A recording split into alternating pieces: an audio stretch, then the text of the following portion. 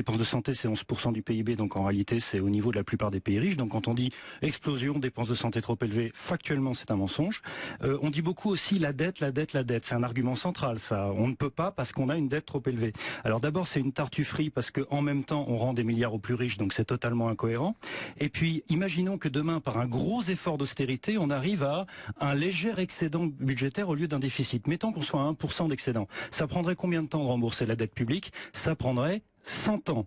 Donc, imaginez ce genre de dispositif. C'est là que c'est irréaliste en réalité. L'austérité pour baisser la dette, c'est irréaliste. Et la seule option réaliste et raisonnable en réalité, sauf la guerre ou la répudiation de la dette, c'est bien sûr la création monétaire. Je rappelle que ceux qui trouvent que c'est une abomination, la Banque Centrale Européenne crée déjà 720 milliards d'euros par an pour les distribuer aux banques privées. Si à la place on s'en servait pour faire baisser les dettes des pays de la zone euro, le problème serait réglé en 10 ans et sans inflation, contrairement à ce que j'entends beaucoup, parce que quand vous en servez pour effacer la dette, au lieu de vous en servir pour le distribuer à la population, vous n'avez pas de montée des prix puisque le pouvoir d'achat des gens ne bouge pas. On va pas faire un débat sur la dette. Non, j'ai juste... Mais c'est un argument central. Après,